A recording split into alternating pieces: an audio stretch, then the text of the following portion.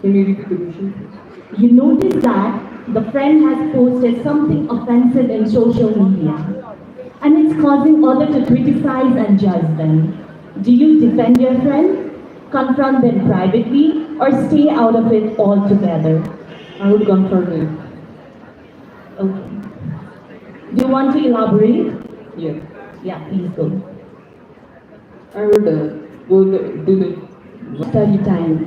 For the same test, potentially affecting your grade. So what would you do in that situation? Can you repeat that question again last? A friend is struggling with the subject that you are good at and they ask you for the help. You know that helping them could reduce your study time for the same test, potentially affecting your grade. What would you do? No, I will choose to help that friend because a friend in need is a friend indeed, and I will help that friend because I am good at that subject. I can read that subject next day, and I can increase my grade also. So I will help that friend, and I will help that friend very nicely, and I will make sure that my friend is good at the subject, and I will also read myself also, and I will manage my grade also. Thank you. Thank you, ma'am. Now, You're thinking in this situation as well. could you please repeat the question? You strongly disagree with your teacher's grading on an assignment and you think that it has been unfairly graded. So now you have the choice to address it to your teacher, but you're unsure how they might respond to it. So in this situation, how would you tackle this situation? How would you approach the problem? So, first of all, thank you for the question. If my teacher gives an unfair rating on my exam or my test paper, I would contest it as my marks can help me in the future to get in some place where you need high marks. But while telling my teacher, I will try to be civil and tell her there is some mistakes. Could you please help me get more marks and could you please recheck the paper and correct the mistakes and I will try to be. Thank you so much. Now I request Ms. Nusa Maharzan ma'am to ask the next question to next participant. You are a leader of SQC and preparing a SQC case study for the NCSQC, but due to time limitation, your circle member want to skip some of the important processes. But being a leader, you do not want unfairness in the SQC case study. In this regard, how will you respond? Thank you for asking this amazing question. I'm very thankful. So, in this situation, you are telling me that this limited time and there are too many slides, so we have to remove some slides, but I'm not agreeing.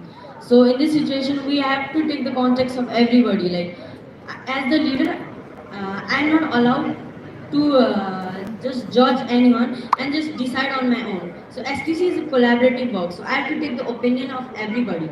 And I'll just the easiest way is to conduct a voting session maybe, and if they want to remove. But over than that, I think the better option would be to just see every slide and check if you can make it shorter. Like we could put it in a little of conclusion type. So there are some unnecessary informations or like lines that are probably repeated in multiple slides. So we can just reduce it down or make it for to understand. Of course, making it simple. We don't mean by adding hard words instead of more easier ones because we need everybody to understand our slide as well. So what I'll try to is be civil. I'll consider everybody's opinion, and what I'll do is try to have the best way to reduce the slides rather than removing the slides because some slides are very important. And in a case study, we have done research for many weeks, and it's the hard work of every member. So we have to care about that also. Every member's feeling matters for me as the leader, and I have to make sacrifices from my side as well. So what I'll do is just reduce it as much as I can, but rather than I think removing is a bad option. So so I will just give a short answer in conclusion. What I will do is I will see all the slides manually. I will have everybody check them and just make it like the conclusion type and reduce some things that are repeated. Thank you.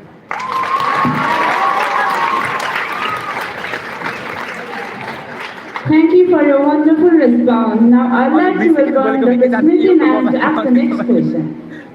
Okay, so my question is for contestant number 7, and your question goes like this. You and your best friend are in competition for a school captain, and you are very much eager to be a school captain as well as your best friend. And you do not want your best friend losing it as well. How would you handle this situation? Can you please repeat? Okay, you and your best friend are in a competition for a school captain, and you are very much eager to be a school captain, and you don't want your best friend to lose it as well. So, how will you handle that situation? Thank you, ma'am, for your question. Though opportunity comes at once, I like to face it myself. But if my best friend is more confident and I chances to win that, I will support her and I'll tell her to be the school captain. I'll sacrifice it for her and I'll do my best to support her. Thank you. Thank you. Now I request Mrs. Surya ma'am to ask the next question to the participant. My question goes to contestant number 8 on my right hand side at the end, right? Okay, please listen very carefully. My question goes like this. Have you heard about dream work? Teamwork is a dream work, right? So the question rotates around this phrase. During a group project, you notice one team member in your group wasn't giving enough input or wasn't participating. Got it? And your team submitted the work, right? And while submitting the work, the teacher asked you, because being a team leader, obviously the teacher asked you, isn't it? Did everyone contributed to the project work? And what would be your answer? That's my question. Thank you for your thoughtful question, ma'am. If I will make a team and everyone participates equally, but one of my friends will not participate, then honestly I will tell to my ma'am that yes, she has not participated, but also she is a member of on my team. But I will also support. Thank you.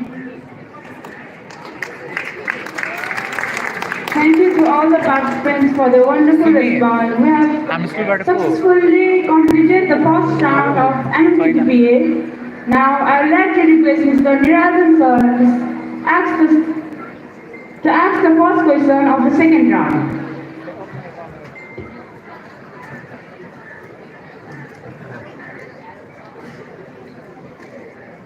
Okay, my question goes to contestant number 8. Once again, to you. Okay?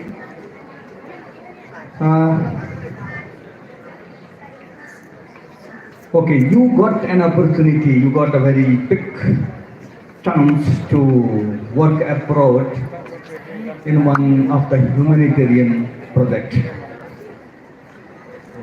At the same time, you were pursuing your study in the school, and that would take 3 years of time. Studying at the school, pursuing your further study for 3 years, that would also help you to serve the nation and the needy people in your own country. In this situation, which option would you choose and why? Will you mind to repeat that question again?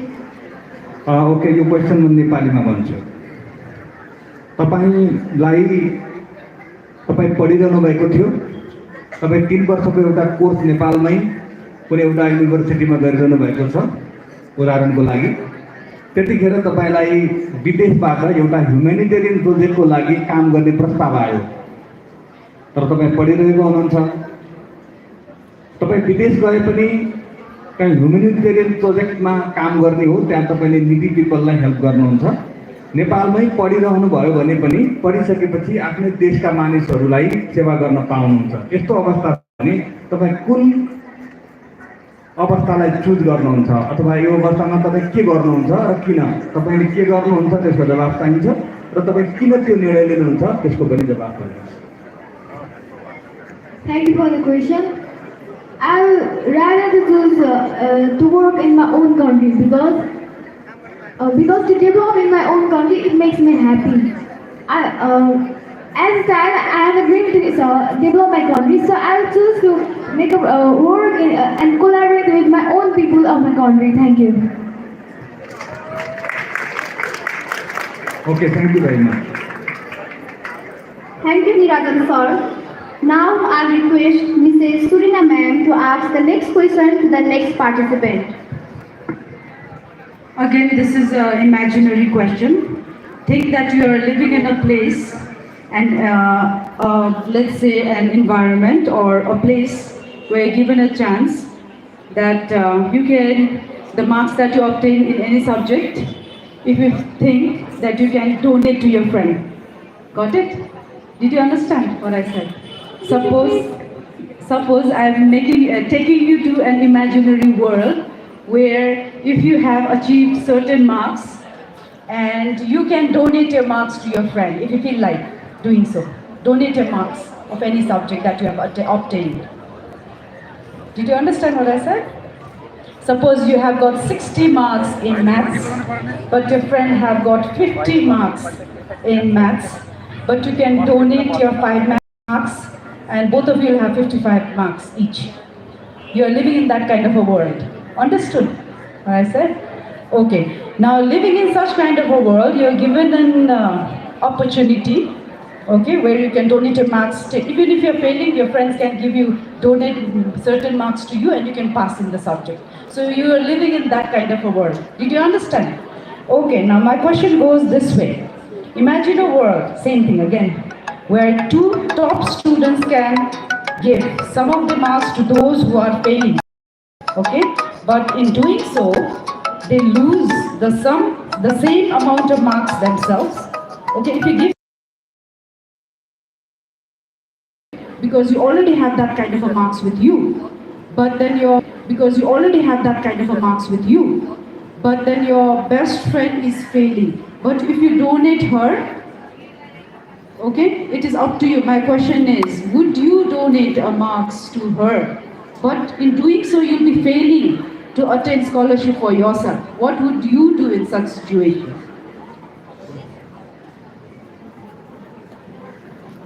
Thank you for your question, ma'am. I think I'll donate my maths to her because all people got the equal opportunity. I have got good marks, but she haven't got. I think she just has some problems. I'll give her maths and I'll help her to solve that problem, and I'll make her to be passed in other exams also. I think I'll donate her maths. Thank you.